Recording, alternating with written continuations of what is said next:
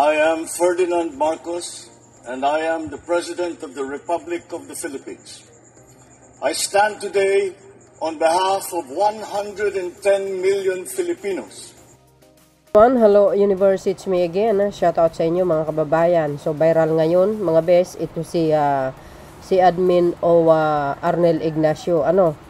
So alam nyo, kayong mga DDS, bago kayo kasi kumuda, alamin nyo kasi kung ano po ang katotohanan. There's no stupid person na alisin ang isang tao pag walang kasalanan, 'di ba?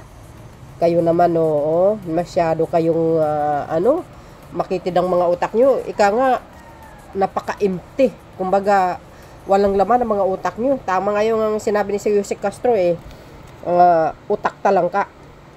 So dahil dito mga kababayan, hindi po siya nag-resign. Hindi po siya nag-resign. Malalaman po natin kung nag-resign o hindi. So itinilaga po yung bagong OWA administrator, si Conan, si Patricia Ebon Kaunan, abogado yata ito, correct me if I'm wrong. So dahil dito, ang issue kasi dito mga kababayan, kung bakit ito nawala sa OWA bilang administrator, Ito basahin natin para paglilinaw po ano ba ang dahilan. Kung halimbawa ang isang tao ay pinalitan, so ibig sabihin mayroong anomalya na kinasasangkutan. Ganun lang po yun Yun po ang nakikita ko. So sabi po dito ng balita mga kababayan Ayan balita po yan sabi po dito, ayan, di raw nag-resign Arnel Ignacio sinibak bilang OWA administrator. Question mark. Kailan yan? May 17, 2025. Agay. So dahil sinibak po siya ng OWA, so yung kapalit po ay si Madam Ebon. Ito, masipag din to mga kababayan. Taliwas doon po sa pinost ni si Sarsa, si J Sarsa, kung ano pinagsasabi niya. Okay, so magaling daw si Arnel, matagal na sa pwesto, bakit daw tinanggal, kung ano-ano ba. Wala namang problema po doon Saludo po tayo kay OWA admin Arnel sa kanyang dedikasyon bilang isang isang lingkod bayan. So dahil dito guys, well anyway, shout out sa mga Marcos loyalists and supporters, Filipino and OFW. Shout out sa inyo. Kayong mga anti-Marcos, iwasan nyo yung mga nagpe-fake news. Mga itsura nyo, nagiging fake news talaga ayan Basahin po natin si Department of Migrant Workers Undersecretary Patricia Ebon Kaunan na ang bagong na italagang administrator ng Overseas Worker Welfare Administration OWA kapalit ng TV host na si Arnel Ignacio. Nanumpa na si Kaunan para sa kanyang bagong posisyon noong Biyernes, Mayo 16. Ayan tuloy. Mababasa ang tungkol dito sa press release ng DMW na mababasa sa kanilang Facebook post noong Biyernes. Yes, nanumpa na po yan. Sabi po dito, President Ferdinand R. Marcos Jr. has appointed Department of Migrants Workers DMW Undersecretary Patricia Ebon Kaunan as the new administrator of the Overseas Worker Welfare Administration OWA, succeeding Mr. Arnel Ignacio. Mababasa sa post. Agay. Ayan tuloy. Basahin po natin. So sabi po dito mga kababayan,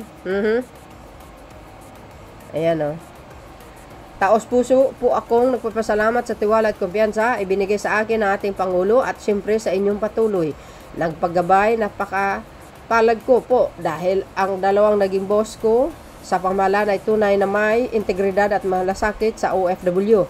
Ako mismo ay naging saksi sa inyong pamumuno at sa POAA at OWA. Ang puso ninyo ay nasa bawat manggagawang Pilipino sa ibang bansa.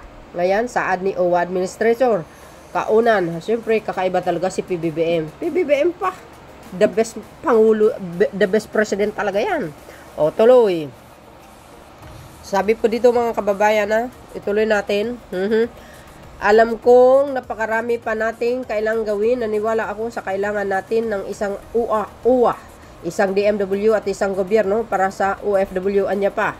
Naniwala naman si DM Secretary Hans Leo Cagdac na karapat-dapat sa kanyang posisyon si Kaunan. Ayan na, taos puso nagpasalamat si new admin OWA, si Kaunan. Naniwala naman si DMW ay she has been a trailblazer that even an understatement the frontier she has opened for bilateral and international cooperation has been amazing. She has the legal know-how, the heart, the common sense, and the common touch, which is the most important saad ng kalihim. Agay. Tuloy natin. O yan, mababasa pa sa kanilang description na kay Kaunan with her deep experience. O, maganda naman yun. Kaya pala siya ang itinalaga, no? Magaling naman talaga siya, no? With the experience pa niya, no?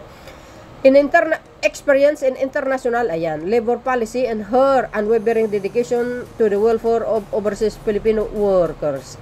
Administration Kaunan brings both the expertise and heart to her new role. Ayan na.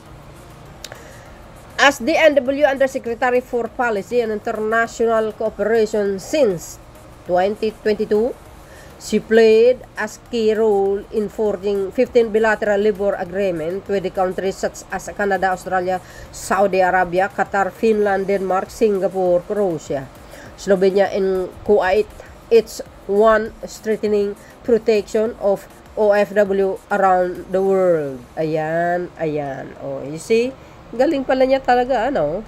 Oh, sabi po dito, samantala sa ulat naman ng GMA News kay Cagdac, sinabi umano'y niyang hindi. Oh, ito guys basahin natin ang totoong kadahilanan kung bakit umalis si admin o Arnel Ignacio. Samantala sa ulat naman ng GMA News kay Cagdac, sinabi umano'y niyang hindi nagbitiw sa kanyang tungkulin si Ignacio, kundi tinanggal siya. Ang rason daw ay dahil sa isang land acquisition deal na hindi umano autorisado ng OWA. O, ayan. O, ayan Anong dahilan? Dahil nga dyan guys dahil dyan nga ang rason daw ay dahil sa isang land acquisition deal na hindi umano autorisado ng OWA. Ayan. Yan po ang dahilan. O, ito, tuloy, para alam nyo. Mga DDS, i-block natin yung mga fake news na nilalabas nila. O, kontrahin natin. Former Administration Ignacio did not resign from office. He was removed and replaced on the count of loss of trust and confidence due to an amount of 1.4 billion land acquisition deal that did not go through the OWA Board of Trustees on a list 6 counts anya. Agay! Dapat daw ay kumonsulta muna sa kanyang Board of Trustees, particularly sa kanya si Ignacio, bago pumasok sa isang deal. Agay! Nako, bakit naman kasi ginawa mo yan, sir? Gumawa ka ng sarili mong desisyon. Nagsilbing OWA administration noong 2022, si Ignacio matapos italaga mismo ni Pangulong Ferdinand Bongbong Marcos Jr. Pero mula 2018 hanggang tunay siya ay deputy administration na itinalaga naman ni dating Pangulong Rodrigo Duterte. Agay. Samantala wala pang opisyal na pahayag o tugon si Ignacio tungkol sa issue. Nangako naman daw siya na ang dating OWA administrator na sasagutin ang mga tanong tungkol dito sa isang proper forum. O yan guys kita nyo? Sabi niya, samantala wala pang opisyal na pahayag o tugon si Ignacio tungkol sa issue. Nangako naman daw siya mga kababayan na ang dating OWA administrator na sasagutin ang mga tanong tungkol dito sa isyong dito sa isang proper forum. You see? Hindi po naman natin sabihin na nagnakaw siya. Hindi po, kasi wala naman nakalagay dyan Ang problema lang sa kanya kasi itong itong issue na ito, 1.4 billion na land acquisition deal that did not go through the OWA board. Ang mahirap dito kasi, parang nagdesisyon yata siya na itong 1.4 billion land na hindi yata alam ang ng OWA board. Kumbaga siya lang ang nag-deal baga. So ano po ang kapalagayan nyo? Doon po siya mali. Wala po, malinaw naman sa inyo, ano? Sa mga DDS na nagpapakalat ng fake news, ay nako, kukontrahin talaga namin yan. Yan po ang kadahilanan, no? Parang ang dating, nagdesisyon siya ng sarili niya without OWA board knowing or permission. Dito sa napakalaking 1.4 billion land acquisition deal na ito. Nakipag-deal ka, mag-isa mo, hindi kasama po yung buong board ng OWA, medyo nababypass sila pag ganun. Di ba mga kababayan?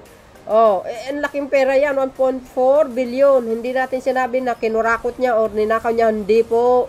Yan lang po ang problema. Ito lang po, nakipag-dealing siya without OWA board permission or without OWA board knowing. Bakit naman kumbaga sinulo niya na hindi niya pinaalam sa OWA board, ayan, sa kinauukulan or sino man pinangmataas. Dapat, alam nyo, every decision ng administrator o sino man, dapat kailangan alam niya ng buong hanay ng sektor tulad ng OWA, 'di ba?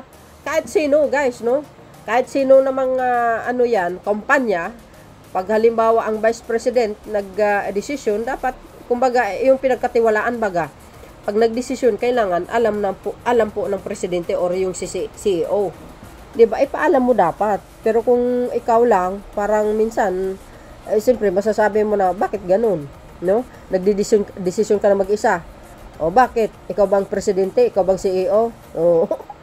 Ikaw ba may-ari? Kahit ikaw ba na may-ari, siyempre magsasangguni ka rin naman doon sa mga sa mga staff mo. Okay ba ito? Tama ba ito? etc. ganun. So I really hope, no, si dating OWA Administrator Arnel Ignacio, sabi niya nga, sagutin niya sa tamang forum, mga kababayan. I hope na masagot niya ng maayos, idedepend niya yung sarili niya. So, hindi po natin sinabi na kinurakot niya. Hindi po, mali po kayo. Walang kukurakot. Diyan lang yung problema niya. Nakipag-dealing siya mag-isa. So, yun guys, ang totoong problema, ang totoong issue. See you again on my next upload video. Bye-bye-bye. Yan, babus. God bless Philippines.